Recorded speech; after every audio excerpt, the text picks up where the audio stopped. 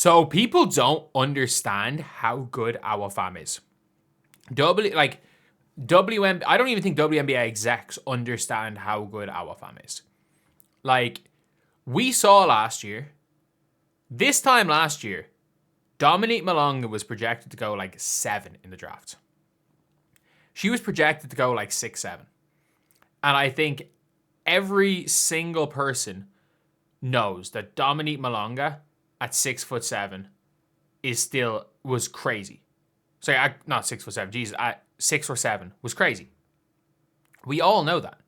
We all know that Dominique Malonga, if nothing else, should have been the number 1 pick. Like, if you think Dominique Malonga was not the number 1 pick, that's fine, because Paige Bueckers is that good.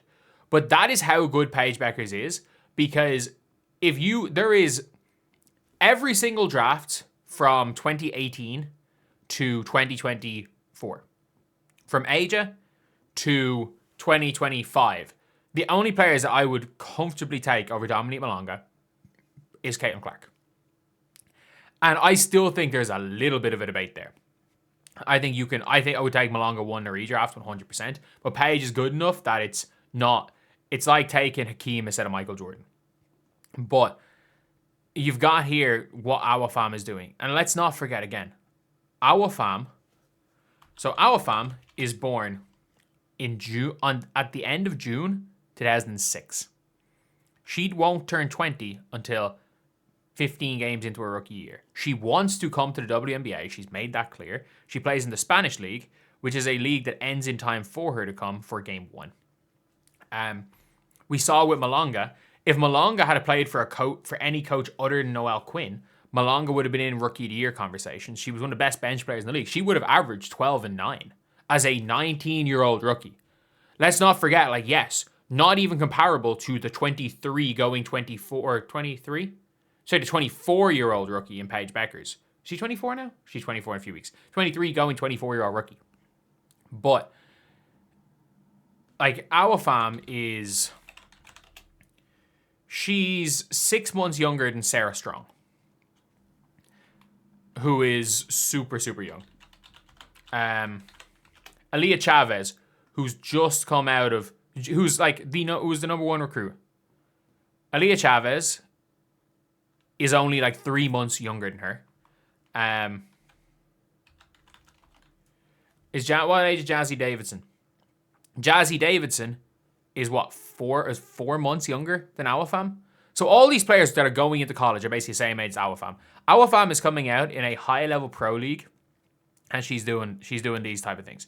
She's 6'5", with a 7-foot wingspan, and her game is so smooth. She's already the best post player in this draft, and that includes Lauren Betts. She's better than all of them. She's getting it inside, easy finish right there. Playing in the LF Endesa, which is a high level of ball. For a EuroLeague team as well, by the way. Taking it inside, pump fake. Her game is so smooth. Coming off a roll. Pump fake, get the defender up. Take the left-hand dribble. The defender comes to the basket. Oh, let me just go in one leg fade. She has everything in her arsenal. Big seal, easy layup on a mismatch. She's 19 and plays like she's 30. She already has a level of IQ, calling for cutters, coming off screens, re-screening when it's not working, comes in and rolls, tough finish.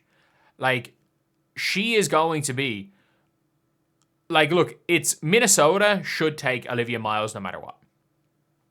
Minnesota need Olivia Miles. They need that true point guard. And that hook shot's impressive. And again, 17 points, 9 rebounds. 26 in evaluation. I don't think that matters. I don't think the random efficiency stat really matters.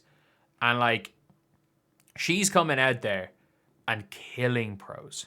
She is killing them. And you're acting like this isn't a high level league. Yes, she struggled against Farrell last week. She's 19 years old. She's going to struggle. If you look at Malonga, how Malonga played the start of the year versus the end of the year. By the end of the year, she was looking like one of the 2 or 3 best players in the French league. She was looking like one of the best players in Europe. She was looking like one of the best players in Euro Cup, which is why it was such a shock when Claire Melia put 27 on her head. You've then got Awafam, who is, if Awafam wanted to go to college, because she is the age of a freshman, she is the number one recruit. Like, if she wanted to go to college, she is the number one recruit. And it's not even close. If she went in as a freshman this year, which she would have done, she is the number one recruit. Forget Jazzy Davidson, forget Aaliyah Chavez. She could obviously she signed the pro contract. I don't know what way it works for going to college, because I know when the men's players are going from Real Madrid to college, like, she would command $1 million in NIL fees. If she goes to UConn, it's over. If you put her with Sarah Strong, it's over. It's over. For the next 3 years, they're winning the championship, no question about it. Like, she's better. The best player in college basketball next season is going to be Sarah Strong. And Awafam is at least in a comparable conversation to Sarah, or at least comparable to Sarah Strong. At least in a conversation. I think Awafam is much bigger and longer. Sarah Strong is a better shooter. They're both equivalent passers, and they both process the game super fast. Like, she is the player in the States that I would compare her to. And if Sarah Strong was allowed to be in the 2026 draft, she would go number one. She would go number one. Like, that's how good Sarah Strong is. She's so effing good. She's in the 2028 draft. If you can basically get somebody that's comparable to Sarah Strong in 2026, you take that. The way basketball is shifting, with bigs needing to pass, bigs needing to play on the outside and in, bigs being able to have that athleticism. Yes, Lauren Betts is going to be effective, but we've seen Tiara McCown be unplayable, be played out of the league. We've seen Camila Cardoso struggling to impact winning. Like, we've seen her at the collegiate level win, but we've seen her struggle to impact winning at the pro level. We've seen her a lot of the time getting big points, and like, that's one of those things where it's like, okay, cool, but like, points don't mean everything. Points aren't everything, and the stat sheet isn't everything because of the negatives of Camila Cardoso's inability to guard in space. We are seeing Brittany Griner be relegated to the bench. We are seeing a change in the way basketball is being seen in the WNBA. We are seeing a change in style. We are seeing dynamic guards become some of the main focuses. We've seen, yes, you want to be like, oh, but look at the finals. Alyssa Thomas is a guard. I don't care what anyone says. She dribbles the ball up the floor every single possession. She is a guard. People are like, oh no, she's, a point forward. It's the same shit. Like, there's no point. Like, Monique O'Connor-McCanny's not a point guard. Like, if you look at the starting five, Whitcomb's not a point guard. Bonner's not a point guard. Like, do they just have no point guard? No, Alyssa Thomas is their point guard. And she is a head-down, bruising guard. She's the best possible outcome of what Ben Simmons could have been. And then, yes, Aja Wilson, because she's a modern big. She's a modern big. She likes to face up. She can play in the perimeter. She can shoot the three. She can pass the ball pretty well. And that's what Awafam is. She's not going to be Aja Wilson. She doesn't have the athleticism of an Aja Wilson just yet.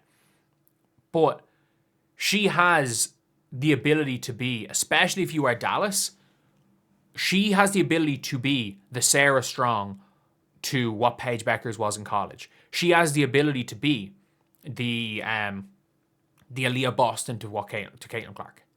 She has that ability, and that's her natural game. She can be a hub on offense.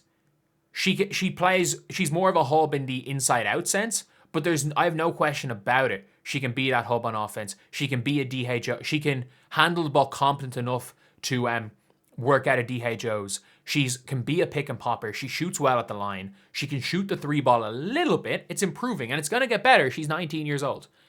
She is the most obvious number one overall pick. Like, let's just compare this. So you've got super senior Olivia Miles, had one good shooting season in college. If Olivia Miles goes and shoots 40% in college for the year, then we can start having these conversations. If she can do it again, then we have different conversations. But the Dallas Wings don't need Olivia Miles because she does have a lot of ball in her hand.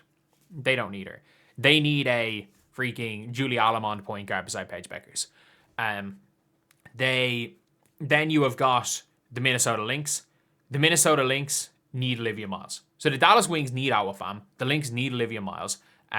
Who else are in it? The Storm are in the lottery, I think.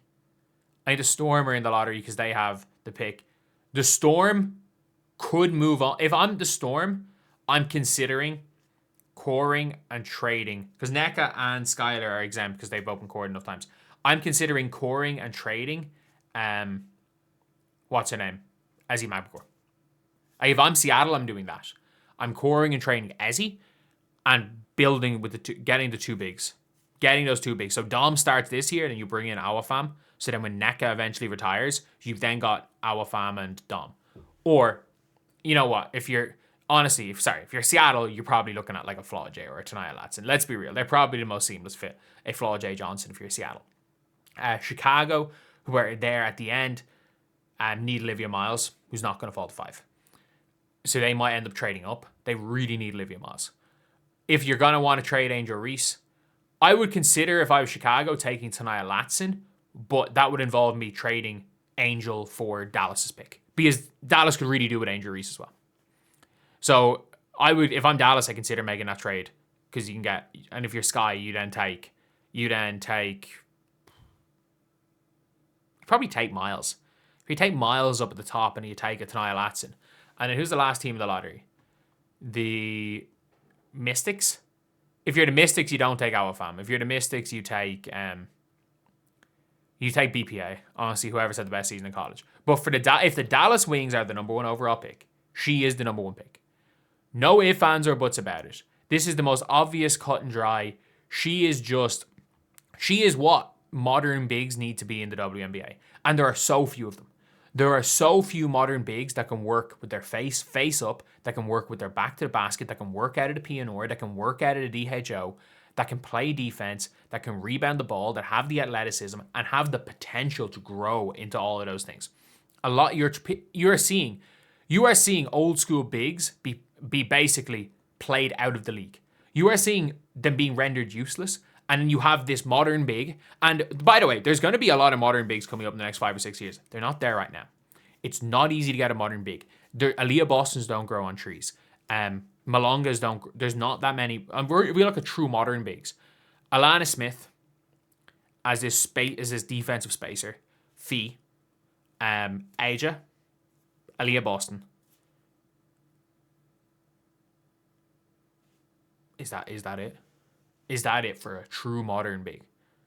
For a true modern all-around do-it-all big. That might be it. That's what Awafam is. Lauren Betts is like drafting Kalani Brown with the first pick.